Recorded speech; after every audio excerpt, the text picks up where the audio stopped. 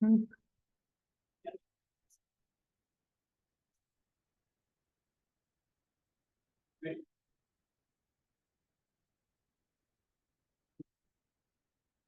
Okay, yeah, so here we are. Yeah, okay, so let me try to get back. So last time we had some slight technical issues with Zoom, but so I should have like finished this part last time, but let me just get through where we were.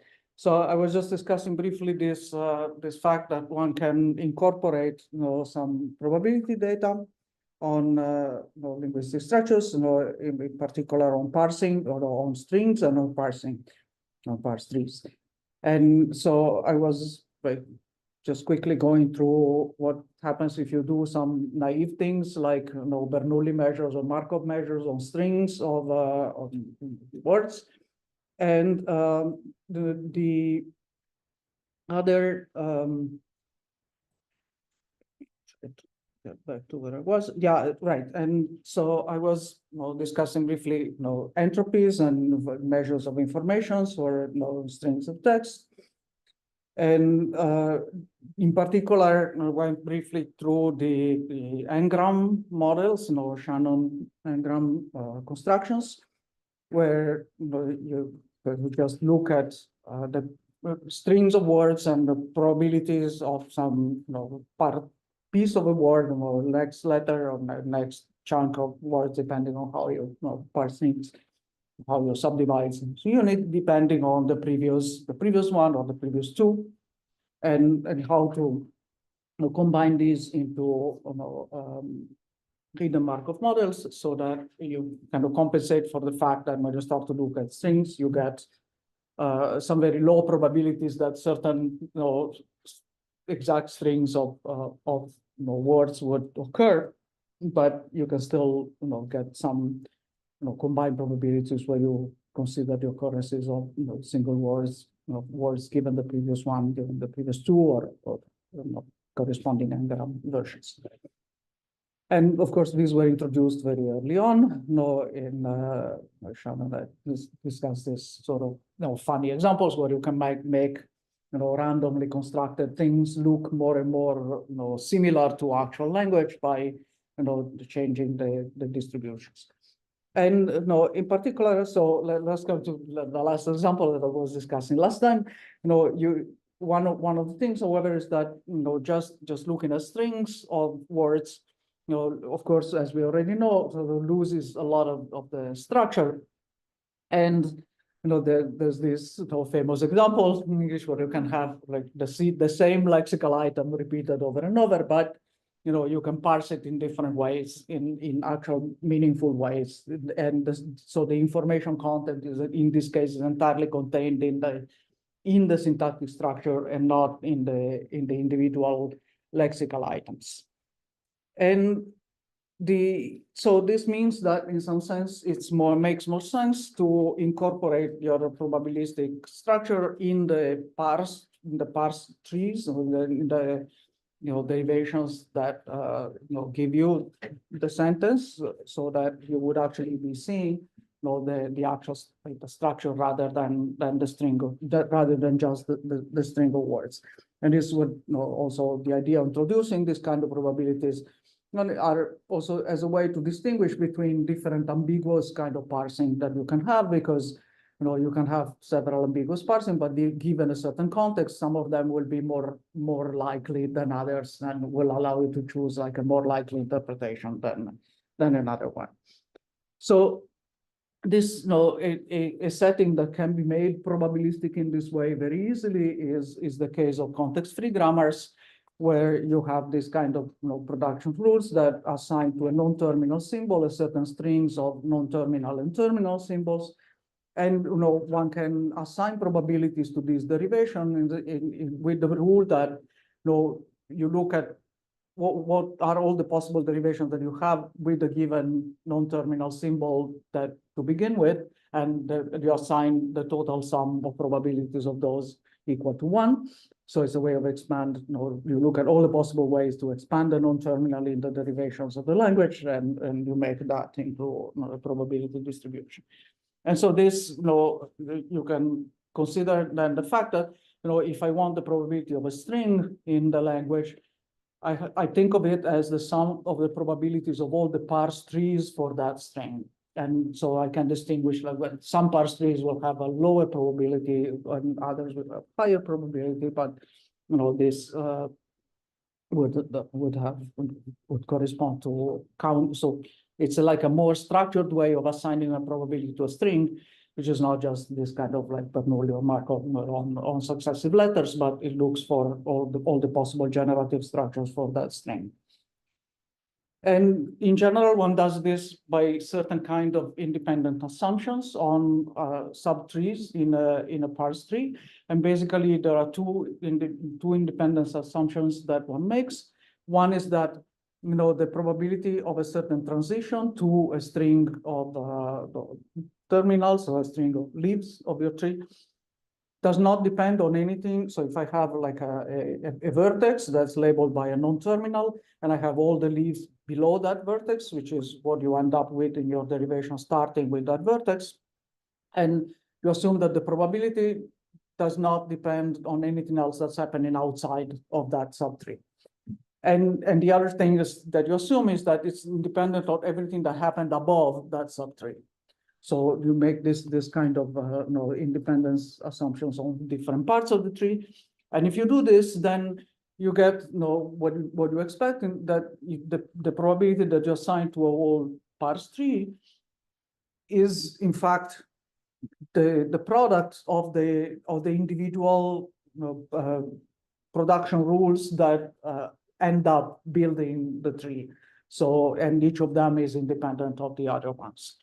So in this case, there's one production rule that replaces the non-terminal A with B and C, and there's two production rules, one that replaces B with a certain string of terminals, and one that replaces C with another string of terminals, and the probability of the entire tree factors out into the probability of these three derivation rules, the production rules in the context-free language. And in particular, there's for context-free grammars, one of the earlier results in the general theory of formal languages is that there's one can always put the production rules in a particular form. So in general, as I was saying before, you should really think of the production rules of a context-free grammar as being something like the presentation of a group. And so in general, of course, it's difficult to say when two presentations are equivalent or not. But here there's some situation in which you always have like a preferential form in which to put your presentation. And this is what is called this works for the context-free case, and it's called the Chomsky normal form. And it means that all the production rules are either replacing a single non-terminal with a terminal, or replacing a single non-terminal with a pair of non-terminals. This means that your trees are in general binary, because you're splitting a non-terminal vertex into two, so you can reduce your trees to be generally binary, except at the very last step where you have a single non-branching vertex that replaces one non-terminal by a terminal.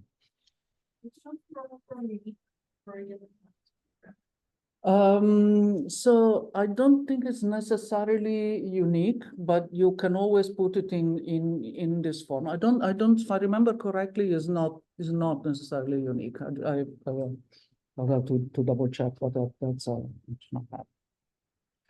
But the things so this means that once you have it in this form, if you want to assign probabilities, so you can look at a single non-terminal, a single internal vertex somewhere in the tree, and again, separate out the part that lies below that vertex with everything else outside. And you can look at two kinds of probabilities: the one that takes care of the interior part below that vertex, and one that takes care of everything else that happens outside of that piece. So you can have inside probabilities that look at the string that you get at the leaves of that subtree relative to what non-terminal you have at the root of that subtree, And then everything else that depends on what happens outside of that subtree. So the other leaves and out and the vertex saying where you are in the tree, right? Which part you're cutting off. And so this particular Chomsky normal form for the presentations of the grammar allows you to get a recursive way of computing these probabilities.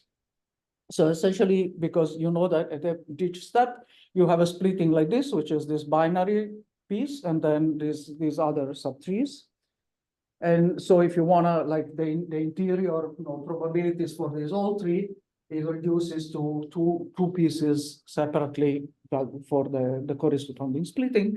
And so this in particular gives you a recursive formula for these probabilities of what happened inside the subtrees in terms of all the possible binary production rules with non-terminals and the corresponding probabilities associated to these smaller blocks, which are a smaller size. So it is a recursive construction for these probabilities.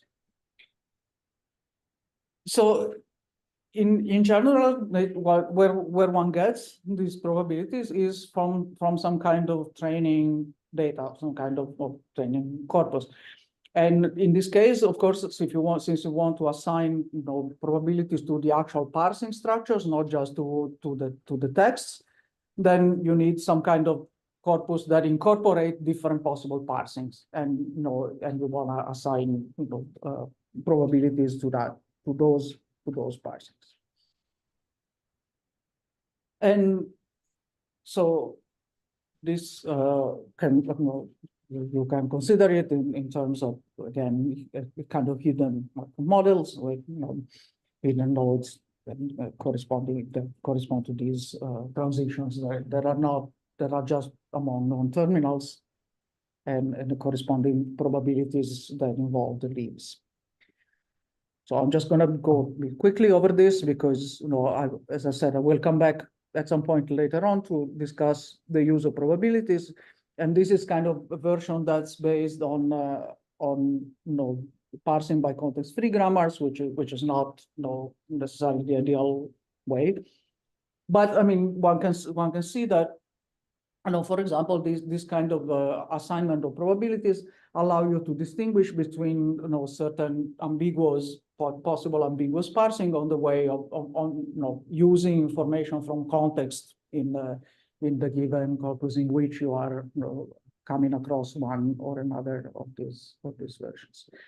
Of course, the thing one can ask is what about like going beyond this context-free case? To what extent this way of assigning probability to parsings can be extended. So over time, as I said, there were various classes of mildly context-sensitive grammars that are being considered.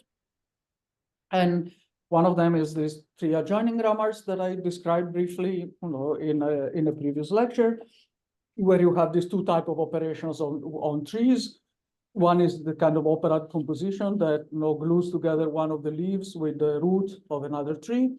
And another one is this insertion at an internal vertex of the tree where you plug in, you kind of split it up and plug in another tree with the roots attached to the top part and one of the leaves attached at the bottom part. And so you have these two types of operations that you can do, and you have all possible ways in which you can perform one of these operations, substituting a certain tree, attaching it at the first one is like this operand composition, and then an adjunction of another tree, which is this vertex insertion. So you have a certain set of all these possible operations that you can perform on a given collection of trees, and you can assign probabilities by assigning probabilities to these various operations in a way, again, that starting with a certain tree, the sum of all the possible probabilities is equal to 1. And this is so the way that this gives you, again, a kind of probabilities associated to the entire parse structure, entire derivation in a tree adjoining grammar. And so if you have like a chain of derivations in your trial joining grammar where you perform a sequence of these operations on trees, you assume each of these to be independent and assign probabilities accordingly. And there are some other cases in which, beyond the context-free case, where a similar approach to assigning probabilities to some extent works. The multiple context-free grammar, there's some things that have been discussed there. And for these merged grammars that I was mentioning, it's more difficult, but I'll come back to discuss more in detail these things later. But I just wanted to give like a very quick overview of some of these ways that across this kind of historical development of various stages of generative grammars, probabilities have been incorporated in this. Of course, there's some question overall about what is the role of probabilities in this analysis of how the generative process of language works. So, in the calculation of syntax is a completely deterministic process. I mean, it has its own rules and it functions. There's nothing which is probabilistic a priori, with this process.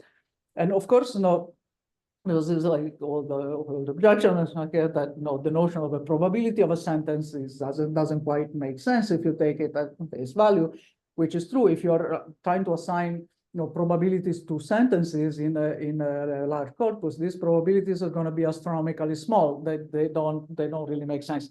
In fact, this is not what for example, now the large language models, of course, they are probabilistically, but they are probably functioning in an intrinsically probabilistic way. But that's not what they're doing. They're not assigning probabilities to sentences in a corpus. They are computing probabilities to the generation of sentences by extending text, but they're not. They're not really attempting to extract probabilities of sentences to corpora. So in this sense, it's true. I mean, it's not, there's no, when one talks about these probabilities of parse trees and so on, it has to take that with a grain of salt of what it actually means. On the other hand, there's a kind of lesson to keep in mind, that the fact that a process is deterministic doesn't mean that probabilistic methods are not useful. So, for example, let's just take an example from mathematics that's completely different. Now, let's think about prime numbers, right? So, prime numbers are also kind of generative process. They are the generators of the integers in the multiplicative sense, and they're a completely deterministic system. There's nothing probabilistic about one number dividing another. Either it does or it doesn't. It's not like it does it 30% of the time. So, of course, that's On the other hand, there are many ways in which it makes sense to consider primes as being like independent random variables. And there's a lot of arguments about properties of prime numbers that can be proved using probabilistic method. There's a whole field of number theory that is called probabilistic number theory, and it actually does prove completely deterministic results about completely deterministic objects using probabilistic methods. So in what I want to say as the punchline of this discussion is that in linguistics, one should take a similar point of view, that the actual things that one is trying to describe are deterministic computational processes. But one can keep in mind the fact that the use of probabilistic method can be helpful in proving things about deterministic computational systems. So that's So so this is just very quick view of let me change to another set of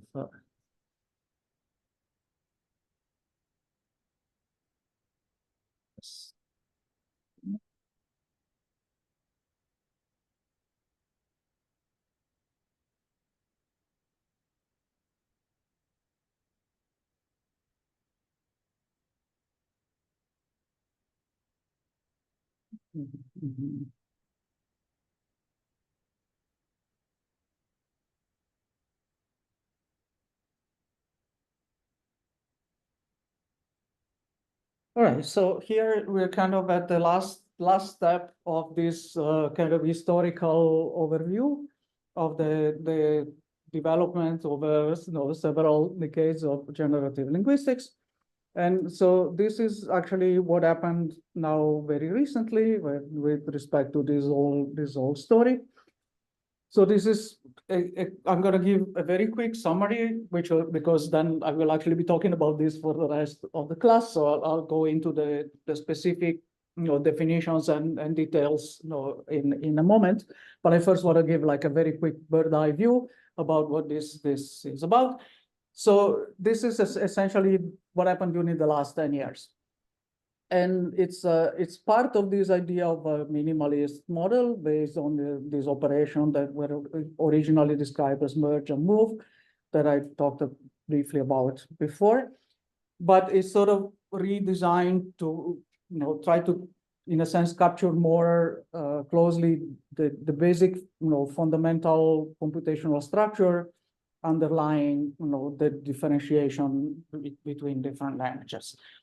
And so there's a bunch of other references. I just put down some of them here. They are also on the webpage. The last one is this short book that actually came out last December. So it's we are getting as close as as present day as possible. You can also download this one from the webpage of the class. And so what I'm going to do very briefly is kind of glance through what is in this book here, and then I'll start reworking through that with the mathematical formulation, which is the same thing, but said in a way that is more familiar to mathematicians. So this is the book that I'm talking about, and so what goes under the name of strong minimalist thesis is essentially two hypotheses. And one of them is that all the structures that pertain to I language, by I language means that this kind of internal calculator of language, which is prior to differentiation into specific languages with specific different rules. So all of the structures of I language are generated by a single operation, which just goes under the name of merge. And the second assumption is that of this thesis is that this arises as a kind of optimal solution to a set of constraints. So this second assumption has two forms. If you look in this literature of the last few years, let's say a much stronger form and a somewhat weaker form. The somewhat weaker form is the one that I stated here, namely that this model of the I language as generated by this single merge operation is itself an optimal solution to constraints. The kind of stronger form is that everything that actually pertains to the faculty of language as a whole is an optimal solution to constraints. This, of course, second version is much harder to prove than the first version. So I stick to the weaker form of the statement, which I think is something that can actually, to some extent, be proved in a rigorous way. What constraints that is language specific, or? So that will, yeah. So there will be constraints that have to do with the differentiation into different languages, and constraints that are intrinsic to the old thing. So in a sense, there are one thing that is that there are essentially the kinds of constraints. One is like our own biology, right? For example, partly how our brain works, which in large part we don't know, but partly is how our vocal system and so on function in the way that we have to use language. When our expression of language passes through the way that our body is built, so that puts some constraints. For example, the fact that language is externalized as a time ordered sequence of sounds has to do with the way that our body is built. It's our biology. There's nothing that puts some constraints, right? And the other constraints are things that are learned. The differentiation between languages is partly acquired because we learn to speak one language rather than another. So there's some process that but sometimes linguists refer to it as parameter setting that, makes us learn one language, learn the rules of one language. So makes us specialize our, language calculator in one way rather than another. And then there are like laws of physics. So in that sense, there's part of these optimization constraints. You want to think of them as being something that maybe optimize like the whatever cost in whatever sense, energy, information, complexity, something of the calculations that are involved. So these are, in a sense, the kind of constraints that one can expect will have to be described and accounted for in some way in the model. So in a sense, one of the main points of this change of perspective in this last model is that in pretty much everything that I talked about so far, whenever we were discussing parse trees, the trees were always planarly embedded, and the leaves are all, as a consequence, were always ordered in a specific ordering. And one of the steps is to say that, okay, this ordering is actually, in a sense, not part of the key structure, is something that is forced by the fact that as we speak we actually have to use time order sequences of words, and so we have to have that type of planar embedding of parse trees. But the actual structures that our calculator deals with are abstract trees, or if you want, non-planar in the sense of not embedded in the plane trees. So in a sense, like rather than sequences of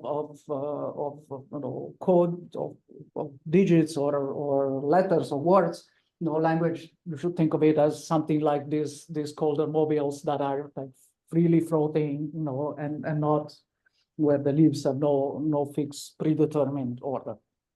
These two are supposed to be equivalent, or one is more informative than the other? Yeah, so the idea is that these structures that are non-planar are like the fundamental ones. And then, so they are the ones that get computed in one way. And then, depending on how your sort of process of language learning that happened, they will get, they will acquire planar embedding that is consistent with the word order properties of one language rather than another one. But they're sort of a priori computed just as these abstract structures. So in a sense, they have more information, right, in the planar case, because you could write it in a way that represents the actual structure with parentheses or whatever, but then it's also adhering to the word structure of one specific language. Right. So yeah, I mean, it's just the ones the planar will necessarily depend on one particular language, whereas these underlying structures, they don't they can't just be universally built regardless of which particular language. And of course, some of them will be consistent with the syntactic rules of one particular language, and others will not. So there will be like some filtering. So the idea is like in this model you kind of separate out two different. So instead of trying to build the structure while at the same time keeping into account the rules of one particular language, you kind of separate the two processes. You have a freely building mechanism, a freely built structure, and then a kind of a filter that is language dependent, for which certain structures will survive and certain will not, depending on which language you have acquired. But can you apply that kind of filter and represent it graphically, or that's not? Yeah, so you can. Yeah, I'm gonna. Yeah. Yes, I'm gonna say more about it. Yeah. So there are various things that happen that take various ingredients that go into building this model of this basic syntax universal syntax calculator, and So I will just quickly give as I said, a kind of preliminary view on these things, and then I will give specific definitions for all of them. So the basic beginning level is that your fundamental building blocks are lexical items with certain syntactic features that tell you what role these lexical items will be playing in a sentence. So you can have things marked as being verbs, marked as being nouns, and so on. All languages have a notion of what a verb is, or what a noun is. So you have this kind of classes of possible features in the syntactic sense that makes sense for an arbitrary language. And the lexical items, of course, specifically they will be embodied in specific lexicon of one language rather than another. But a priori, you can think that there is like some kind of conceptual space where you associate words to concepts, and you can think of lexical items as living there, and then being attached to a specific dictionary of a specific language. Right. And syntactic objects are the basic structures that are built out of lexical items. So when you try to start to combine them into structures. And workspaces are a kind of a scratch pad where different steps of calculations can happen at the same time. It's like what you upgrade every time you make a step of your derivation, and where you draw on additional computational material that you have not used in the previous steps, and that's still available for calculation at the next step. And there's a further notion that's actually useful in the sense that, as I was discussing already a few times, when you don't just build structures in a language, but you also modify structures that are already built. You can manipulate sentences that are already formed. And usually to do that, you have to access substructures into a sentence that's already formed and extract them and recombine them. And so accessible terms are the substructures of a structure that's already formed that are accessible for further calculation if you are modifying a structure that's already existing. And so this operation of merge, one can think of it as a kind of a dynamical system on this set of workspaces that keeps updating workspaces and transforming and building structures. So this is like this basic structure building operation. On top of that, there's additional linguistic data that are these things that I'll talk about more later. They're called phases, labeling, and theta theory. So phases are the fact that you build substructures, and certain substructures are kind of complete in themselves. Complete in the sense that they are already parsable for meaning, for example. So there's substructures that stand on their own, and there are substructures that don't stand on their own. So phases are like complete substructures that already stand on their own, and they can be part of larger sentences, but they can also already be parsed as independent substructures. And this, in some sense, I'll say that more precisely later, has a bit of a similar feel as, if you're familiar with models of physics where, one does this kind of like, for example, if you have spin systems, like in physics, you can combine together certain blocks, spins, and freezing them as a single entity. That you no longer look at the fine structure inside those ones they are blocked. And so these phases are a bit something like that. So once they're built, you can think of them as structures where you no longer take access substructures anymore. And then that has, in a sense, the same effect as you have in physics, that it allows you to remove a lot of degrees of freedom and reduce the explosion of the number of degrees of freedom. So here it will be a way to kind of curb the combinatorial explosion of certain calculations. Yes. Yeah, I just when you're saying phases, it's not like in the sense of different phases of matter. It's more like blockchain. That's right. They're called phases because you kind of build them one after the other. So you say you are in a higher phase or a lower Oh, phase, and okay, go it's not there, like- but it's like they It's really, not like liquid phase or solid. no, they're really like phases of your construction, right? Yeah. But but it's really like blocks. Block spin, It's really like block spin, because you say once you close up one of these blocks, you think of that as frozen, and you no longer pick finer structure inside that. I'll say it more precisely later, but I just want to give a sense of what these things are. And no, labeling is a way to kind of go into the tree and kind of keep the old the old examples that I was making, the things like you know that if something is a noun and you combine it with an adjective, you get something which is a noun phrase, and so you label the vertex above as noun phrase or something. So you try to build an algorithm that kind of labels the internal vertices of a tree so that you know what role the entire structure has, and there are rules of when you can do such labelings or not. And data theory has something to do with roles that mandatory roles that certain syntactic relations have. Like, for example, if I take a case where I give something to someone, right? So this give is a verb, but it calls for two things. It wants a direct object, and it has like a dative type relation to, there's something that you give and there's something that you give to someone, and there's a subject that is the giver. Right?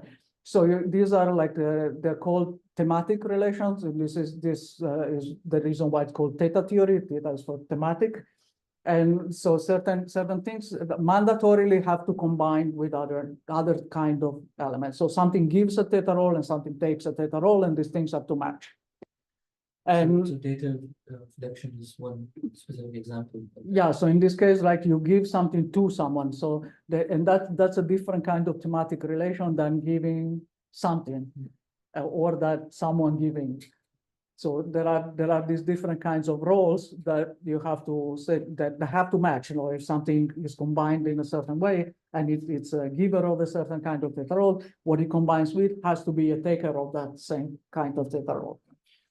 Okay. Yes. Is there a type theory for these things? So certain things have to have a certain type when you combine these phrases? Yeah. So no, I will describe how this works much more in detail later. I just want to give a sense of what these things are, but very end waving for the moment, right? And then there's like two channels, right? So this is this computing structure building operation of syntax, and then the products of this go to two interfaces. One is called externalization, and it's the interface with our sensory motor system that makes the language external, either whatever way, either by speech or by writing or by sign languages. But it's there is the part where this externalization is now language dependent, is no longer something that's universally functioning for all languages in the same way. That is where the way that it gets externalized becomes dependent on specific acquired, learned rules of specific languages. And the other interface is what they call the interface with the conceptual intentional system, which is also called the syntax semantics interface, which is the fact that these syntactic structures have to be parsable for meaning. So the substructures have to come together in a consistent way so that they can be parsed for meaning. And of course, some of these previous parts of the picture, like phases, labeling, and theta theory, are designed to make help the parsability of the resulting structure in terms of assigning semantic values to them. But they are helping only with the syntax, right? Not the semantics. Yeah, so here, that's right. So this is kind of part of how you build the syntactic structures, but somehow some aspects of it are already designed so that it will make the interface with semantics more somehow more functioning, right? Because you have some hints, it already carries some information about how things should be parsed. So we're starting with lexical items and then you're also going all the way to semantic. So it's like That's right. So that's right. So the part of this that actually are already in some way interfacing with semantics are, well, the lexical items themselves to begin with, and also the syntactic features, because they're already, knowing that certain things play certain kind of roles. So the concept of what a verb is, of course, is part of syntax, but is also part of semantics in a way. And of course, the lexical items are associated when we learn words, we learn them associating them to some, semantic content. And these other parts are also somehow designed to make the interface with semantics possible. Okay, so these are like the main ingredients of this model that I'll have to go through and discuss more in detail. Right. So the way this is illustrated, you have a kind of lexicon available, a set of lexical items and syntactic features. A bunch of them are what you start your derivation from. So you are building a sentence. So you start with a certain set of or multi-set of lexical items and syntactic features. And then your workspace get updated every time you perform an operation with merge, and so it will contain partly built structures and other of these basic building blocks floating around that you keep assembling together. So the way this is described as a simple description is that this merge operation looks inside your workspace and targets certain particular material that you want to use for the next operation, builds a new structure using that material, and adds this new structure to what remains of the workspace and updates the workspace in that way, so that you can then continue with another operation. And like this is kind of an example. You have a bunch of lexical items. Of course, the examples you build them using a specific language, because necessarily you have to do that. But you should think of these are like the corresponding lexical, semantic lexical, and you kind of start combining them together until you form a unique structure that is a sentence. Again, these kind of three like structures you are not, write them down as a planar tree, because the example they're just taking it from some actual language, but they're just the structural relation between the words. Yeah. Can I see the workspace as like an algebra over something? I'll come to I'll come to some of these things. So some of these things in a moment. Yes, there's. And so then, okay, you have this building operation, and then it goes through these two different externalization and syntax semantic interface. And of course, these two in turn some way interact, because you're not just a producer of language, but you're also a receiver of language and a parser of the language that you receive. And so you receive something that has already been externalized, and you have to kind of undo this map, and then and at the same time parse semantically. So these two channels are, of course, interacting with each other in the parsing phase. And so what about this idea that this kind of operation should satisfy certain forms of optimality? And so, well, so for example, a priori, you can assemble together any number of things in a single structure. So your merging could be like some n-ary operation of arbitrary arity. And so one first optimality constraint is that the binary one should be preferable in terms of some optimization over the operations with higher arity. And I'll explain what that optimization is. It is indeed the case. And another kind of optimality constraint, and this is, I will explain more in detail later. A priori, you have different possible kind of forms of this merge action that can occur. And the one constraint is that among these, the optimal ones should be the external merge, which is just the one that combines two sections into a single one, and something like internal merge, which is the one that's responsible for movement, so extracting a substructure and doing it somewhere else. And this is the example that, for example, in English is evident when you make a passive form or something like this. And so I'm not saying anything yet about what this optimality constraint is, and I will explain it more in detail after I give the precise definitions of everything.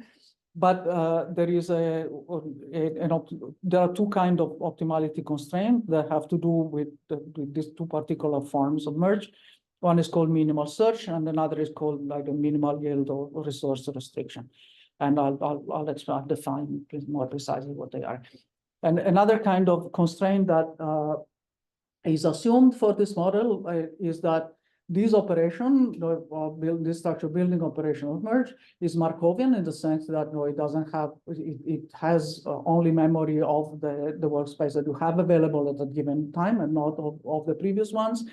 And or if you want that, it defines indeed a Markov process on your set of workspaces. And again, this will have like a precise statement of well, in what sense it is indeed the case.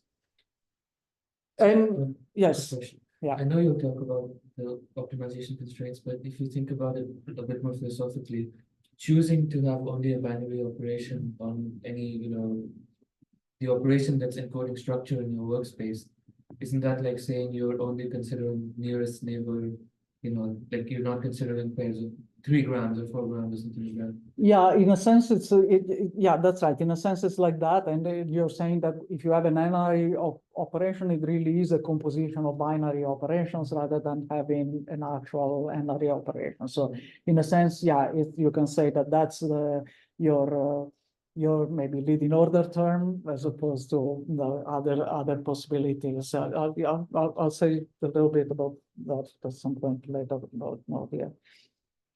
But so yeah, there's another so there's a few other properties that are discussed in the form of this model, and that I will describe more in detail.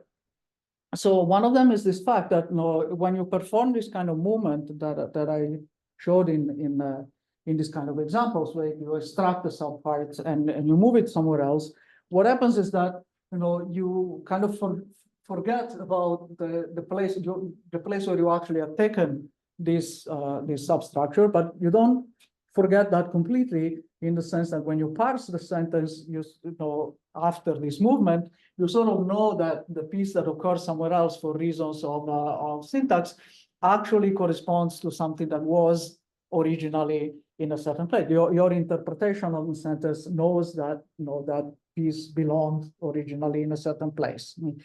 So there is this cancellation of the deeper copy of the part that you have extracted, that however keeps something that in linguists call the trace of where it was and what role it had in the position from which you move it. And yes, so then of course there are the other aspects of the model are the specific language dependent assigning of linear orderings and depending on syntactic parameters of various languages, and these other things that I talked about, this phases, labeling, and theory, and the interface with semantics. And in particular, in the relation to semantics, these external and internal merge play slightly different roles that I'll talk about later. So these are all things that I kind of described in these papers and this book from last year, and I worked on in the last 10 years. And so this is like a very quick bird's view on what are the ingredients of the linguistic model. And so the goal for the next bunch of lectures, the thing will be to try to turn this idea of the strong minimalist thesis into a natural theorem, where everything is sort of more mathematically describable. Okay, so before I move on to do it, let me just try to justify my existence into this into this story. So why do you want to do that, right? I mean, so, when I give this talk to a linguist, I always say, no, I know the objection was going to come, and I said, okay, you have this book that I just talked about that published last year, that is like less than 100 pages, written for linguists, very, very nicely written, and so on. So why do you want to turn it into 400 pages of mathematics? Why do you want to do this? So it's it's a legitimate question, I have to say. And so the answer is that, for example, what that does for you is that a lot of these properties that are described as assumptions that are reasonable to make about the model and that have an empirical ground for why they make sense to be that way, a lot of them just fall into place as something that you can prove from a given basic formalism that accounts for the correct definitions of things. And so, in a sense, you can say, okay, here's now a model that proves all these properties, and you have the empirical grounds that confirm that these properties are what you expect them to be. And in a sense, that's the same way that you can think about when you do physical models of physical phenomena, where you have, of course, you have empirical reasons for why you think of modeling something in a certain way. But most of the time, what is really successful, historically have been extremely successful in theoretical physics, is that you let the mathematics do the heavy work for you. You kind of have a machine that makes a lot of things in the model determined by the algebraic structure, the mathematical structure. And then, okay, you can check whether the things that are determined match what the empirical reasons and the empirical data are like. So this is, in a sense, the idea of trying to treat the questions about language in the same way as you would treat questions about physical systems.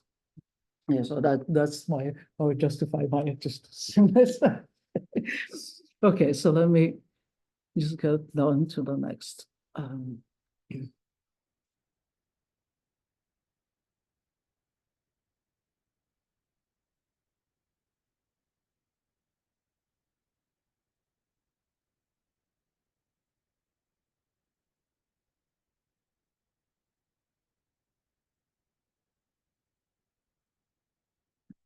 Okay, so let's start again from the beginning of this story, and let's try to see what is happening here.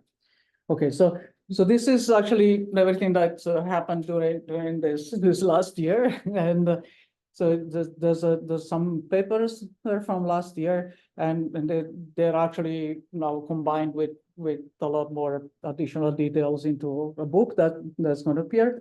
And you can download it also from the webpage of the class. It's kind of hopefully, well, it's not copy edited yet, so there's still a bunch of stuff that will be corrected, but but yeah, so basically, there's these two books are sort of written in a way that can be, at least, the first chapter of our book follows pretty closely the way things are presented in the other book, except one of them is sort of written for linguists and the other for more mathematically oriented, either linguists or mathematicians. And the key point is to actually try to show that whatever is happening, that it has some kind of structural necessity to it. So this is the way where we are. So let's start to go through some of this list of ingredients that I quickly discussed before. And we'll try to get the corresponding more precise mathematical formulation and the corresponding properties. So there is this at the very basic heart of this core computational process of structure formation, there is this building of hierarchical structures as non-planar binary rooted trees. And so you have non-planar binary rooted trees that are decorated at the leaves by your set of lexical items and syntactic features, and then they sort of hierarchically combine into higher structures. So I will come a little bit later so I'll start describing not immediately, but I'll start describing some ways in which the algebraic properties that I'm going to describe of this model resemble pretty closely other similar algebraic structures that occur in physics, and that have to do with Feynman diagrams in quantum field theory and the problem of, so I mean, in a sense, with the parallel, just to throw it on the table to begin with, although I'll come back to talk about it a little later. But the idea is that in physics, when you deal with structures, combinatorial structures in quantum field theory, you're expanding out some kind of symptotic expansion into perturbative expansion into Feynman diagrams in field theory, and you want to assign to each of these objects a corresponding meaningful physical value. And of course, usually you have a problem, because usually you don't have a nice, meaningful physical value. You have a lot of divergences that you have to get rid of. And the key point about how you do that is that it has to be done consistently over all substructures. And this is the problem of renormalization in quantum field theory, is exactly the fact that this extraction of meaningful values has to be consistent over substructures.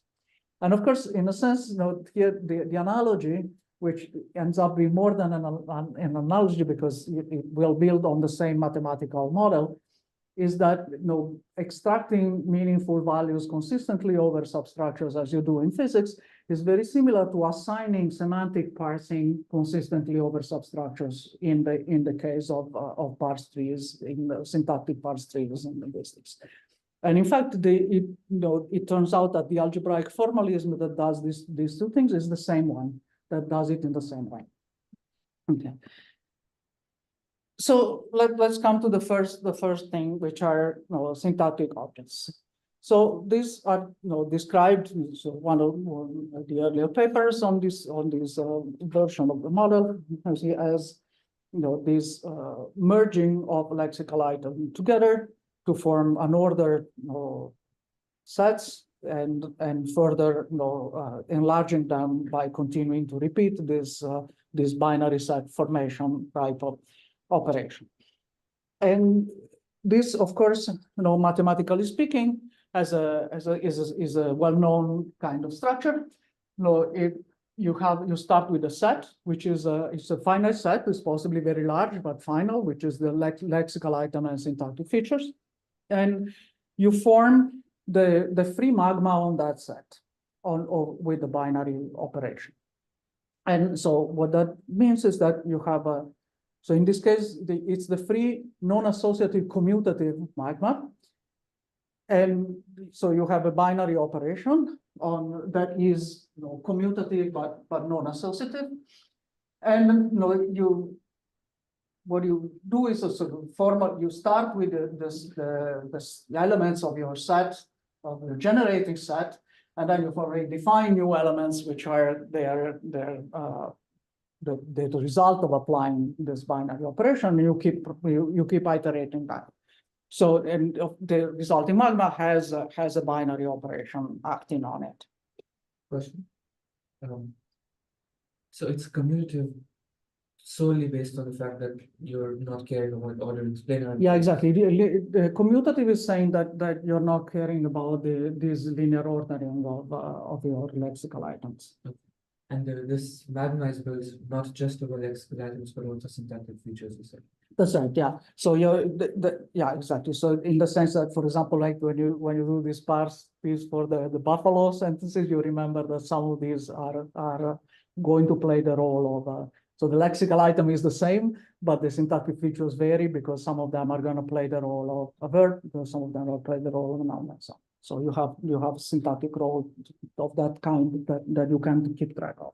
So it will just be a set of lexical items, but you're saying that the syntactic features in the magma are somehow built in together with the lexical items? That's right. So you consider that as a set that combines lexical items and syntactic features as a single set. So this is going to be, the point is just that this is a finite set.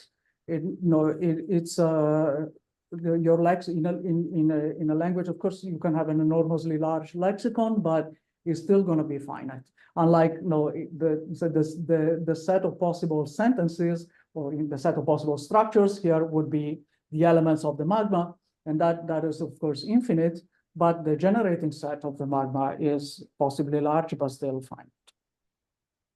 Yeah. Just to make sure, so the alpha is both the lexical item and its possible grammatical. Yeah, that's right. So I'll show in a moment when I discuss this cancellation of the copies why you want to keep track of the possibility that you just want to remember a syntactic feature rather than a lexical item maybe together with a syntactic feature, or you might want to just have a lexical item. So but yeah, that will still be a finite set. No. Yeah.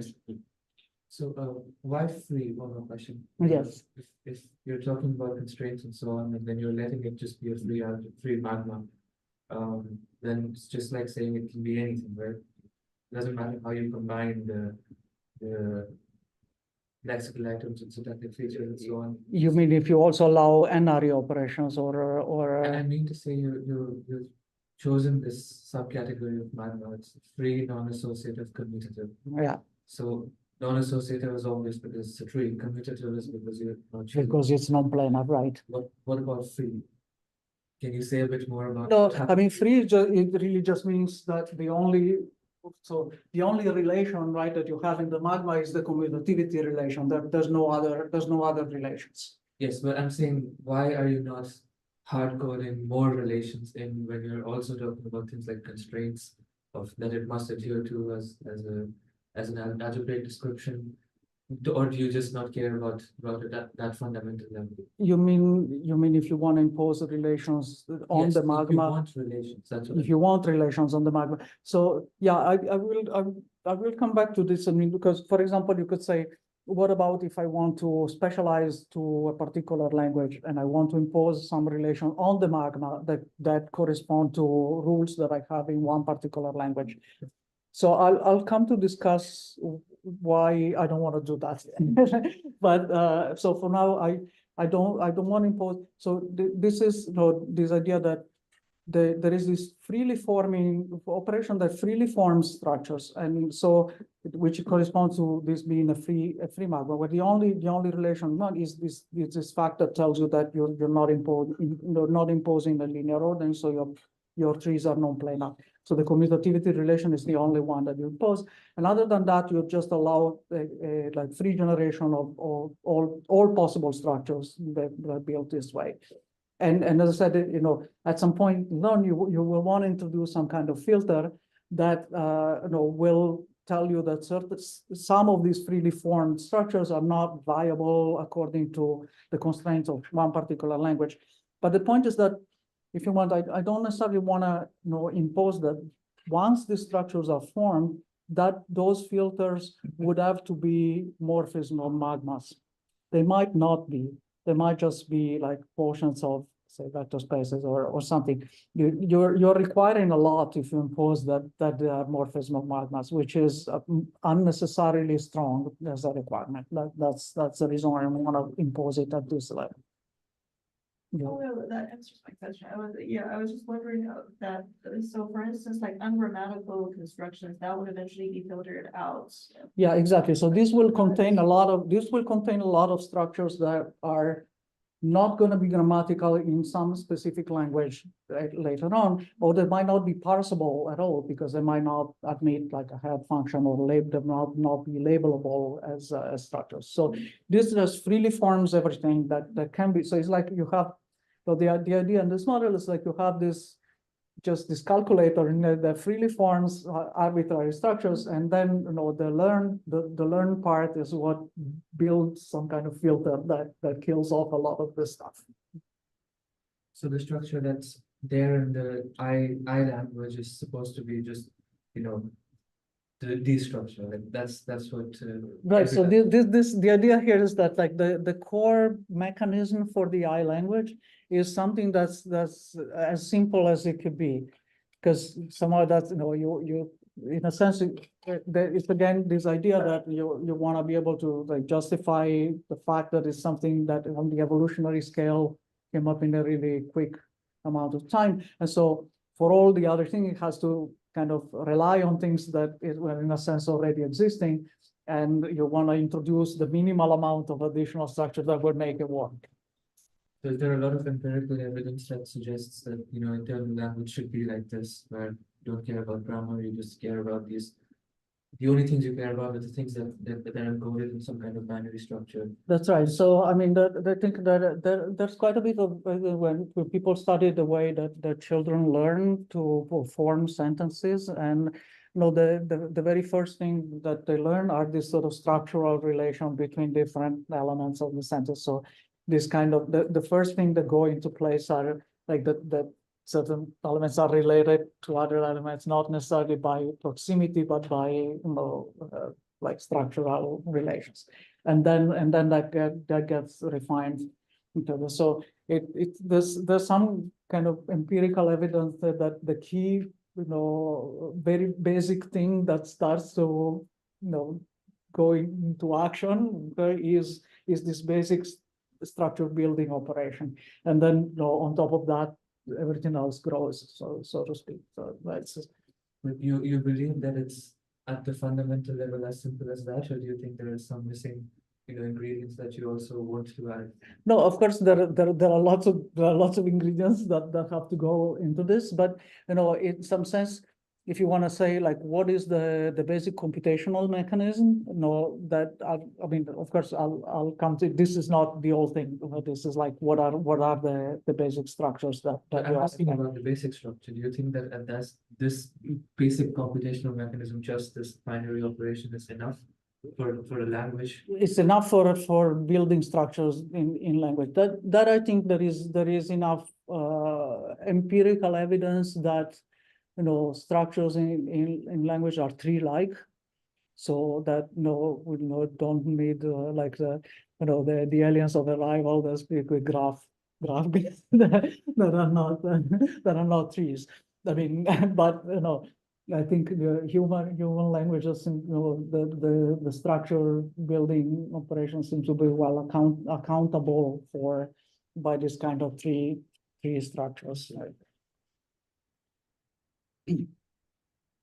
Okay, so of course this is another fact that's well known, that the free commutative non-associative magma on a set is canonically isomorphic to the set of abstract binary rooted trees with leaves decorated by that set. So syntactic objects are the same thing as binary non-planar, abstract non-planar binary rooted trees where the leaves are decorated by this set as so yeah. And okay.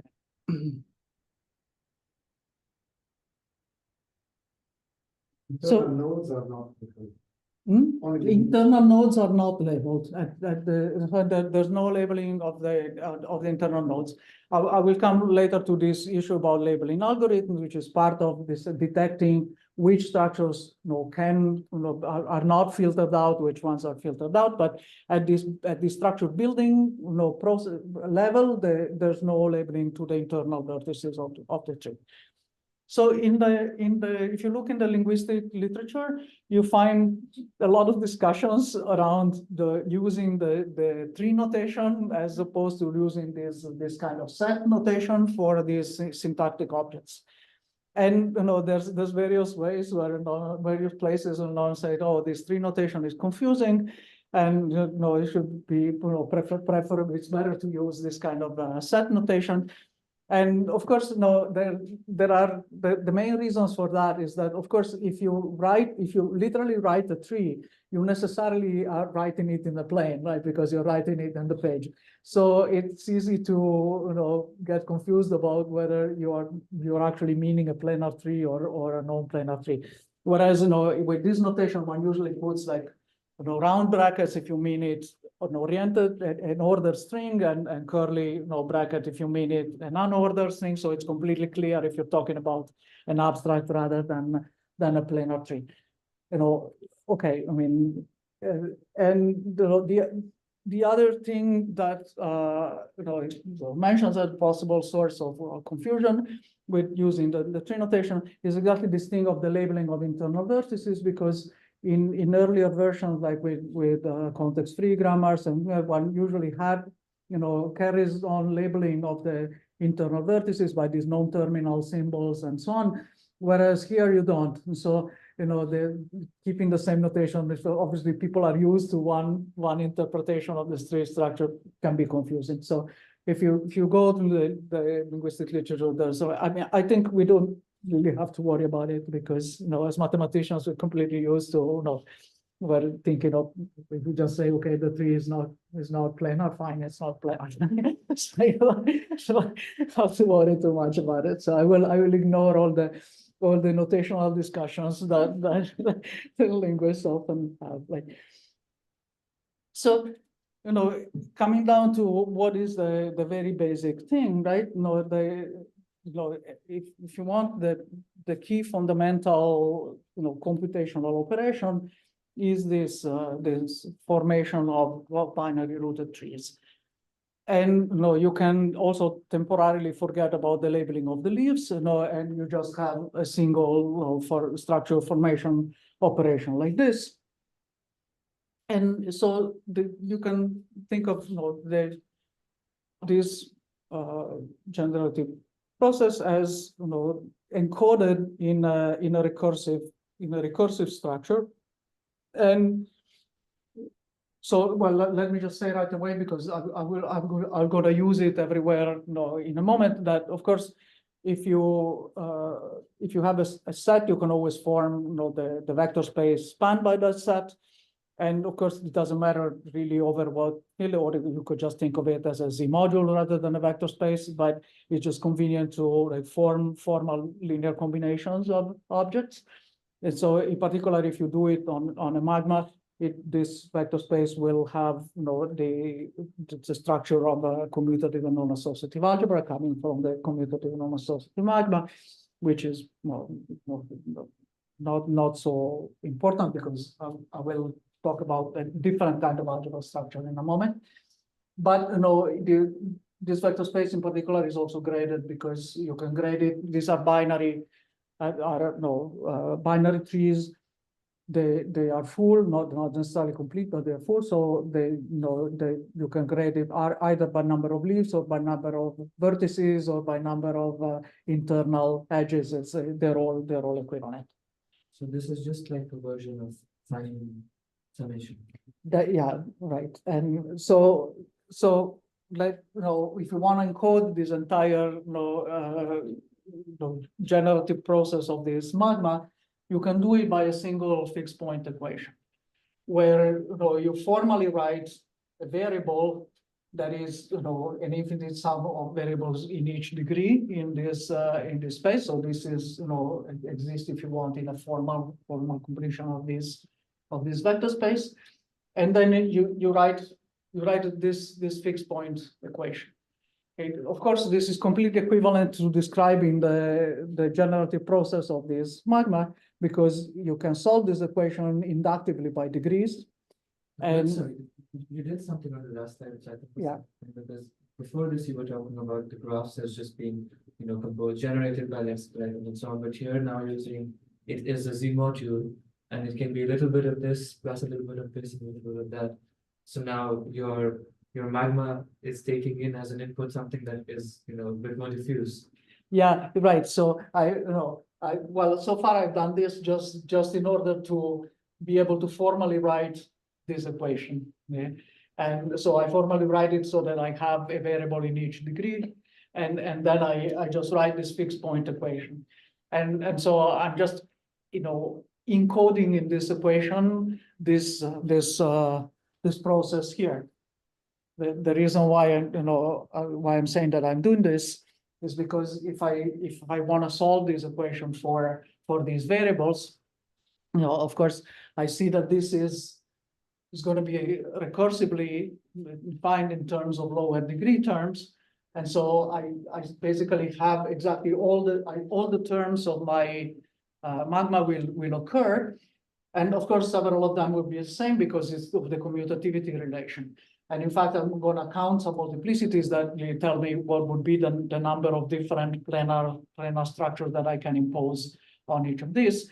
But they are so the actual solutions in this could correspond to like an enumeration of all the elements in the magma and this operation is the one that composes the next ones from the previous one. So degree is determined not just by depth, but by a number of, I mean, X4 has the second term is. That's right. X4 just means that, right, I'm applying at this point are all the structures that I obtained by applying three times my M operations. So what about the second? So there are trees that are so now my leaves are not labeled. They're all just pending. I have the same letter everywhere, so I can plug in other items if I want. But so this is just telling me that I'm getting the different tree, the different non-planar trees on 4 leaves. So it's just any tree that's formed by 3 operations. Yeah, exactly. Of course, they are with the corresponding multiplicity. Okay, so I mean this process here, it's a recursive solution that describes this relative process, is actually the simplest possible example of these combinatorial Dyson-Schwinger equations of physics, and which in general are coming exactly from a similar kind of structure where you again have an infinite with a variable that's written as a sum of variables in the various degrees of some suitable algebra that describes your combinatorial objects, and you write a fixed point equation, which is something like that. You have some kind of polynomial functions of this x, which in our case is just this quadratic function here. And you have a grafting operation that takes these monomials and grafts them together to a single object. And so this is the first parallel of structure between this generation of syntactic objects and this type of generative process that one sees in theoretical physics. Okay, you're saying fundamental case because it's binary, and also because it's just grafting. I mean, the grading that you've chosen, that's why it's fundamental. Yeah, so I mean, this would be in this case in a physics setting that this structure would be the trees that give you the structure of nested subdivergences in Feynman graphs, and would again be this grafting operation of trees that form combine together subgraphs into larger Feynman graphs, and these Dyson-Schwinger equations provide you with the underlying combinatorial structure for when you want to recursively solve the equation of motions in the order of expansion in the perturbative expansion.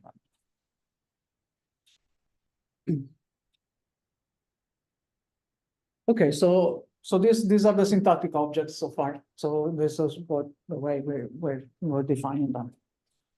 So what about these workspaces? Okay, so let's come back to the way that they are described in the linguistic setting. You want to carry out this process of structure formations of syntactic objects in over a bunch of or initial choice of lexical items. And of course, you think of your building structure as this sort of bottom-up operation where you start to put together some things in various parts of the workspaces, and then as you keep going, they will coalesce into larger structures. So you have these intermediate steps at which some parts of structures are built and some are not yet built. and some are transformed, and so on. So you have this kind of place where this computation takes place, which at each step is updated by some operation. So the natural way to define this thing is to say that a workspace is a forest of non-planar binary rooted trees. So this is the disjoint union of a bunch of these objects. And of course, this includes in particular the case where the trees are just trivial trees that consist of a single leaf with a decoration by a lexical item, syntactic feature. So if you want, you can start out by just a disjoint union of a bunch of lexical items, and then but at the intermediate steps of structure formation, you will have a disjoint union of binary rooted trees with leaves labeled by your lexical items and in syntactic features. Okay, and so it means that you want to construct merge operations that act on this set of forests. So they will the merge operation takes as a forest as input and produces a new forest as output.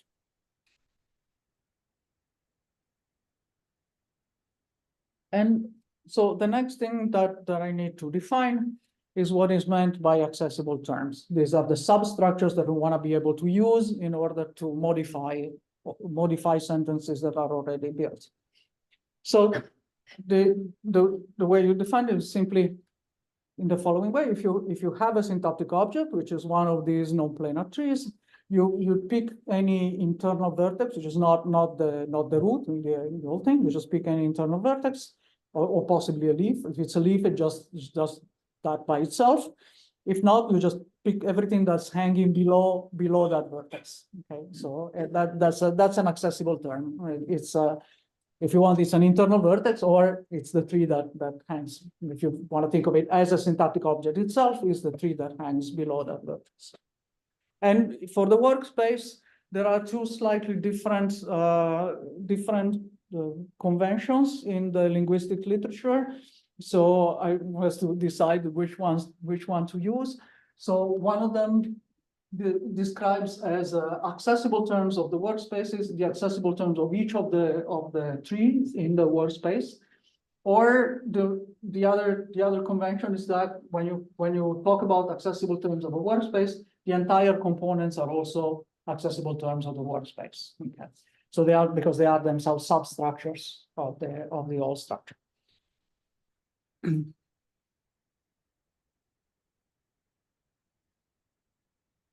Okay, so these are like the two accessible terms, and I'm gonna just try to distinguish with some different sign whether I include the entire structure also as an accessible term or not. And so what is the formation of the individual syntactic objects is well described by this magma that I mentioned before. So what is the kind of algebraic structure that's naturally underlying workspaces given what I don't want to do with them? So I claim that the right thing to look for is something that's like a Hopf algebra. So why is that the right thing? Well, because a Hopf algebra is designed to keep into account two kind of operations, some kind of assembly operation and some kind of disassembly operation. And these two have to be compatible with each other. Of course, compatible with each other does not mean that your disassembling operation is an inverse or that they are inverse to each other. In fact, it is typically the case in Hopf algebras that one of the two operations is like more interesting than the other one. So in this case, it would be the case that the disassembling operation is more interesting than the assembling operation. The assembling operation is simpler, but there still has to be a compatibility between the two. I'll review the actual definition in a moment. Oops, I'll review it next time. So anyway, just to make some concluding point on this. So the assembling operation, well, you just assemble a workspace, right? You're saying, okay, I want to start some structure formation. I have a bunch of lexical items that are gonna, become part of my sentence. So the first operation is that something that takes these partially built structures and puts them together. And so, of course, the disjoint union of trees that assembles a forest as disjoint union is the natural composition operation that you want to have. And the decomposition operation, I just said that in order to manipulate structure, you need to access certain substructures. And so the disassembling operation is the thing that allows you to reach inside already built structure and take out some pieces. And so that is the part that give you the co-product of the Hopf algebra. And so I'm gonna stop here, and I will start next time by going more into detail about how these operations have to fit together and what one can do with the specific case that we are dealing with.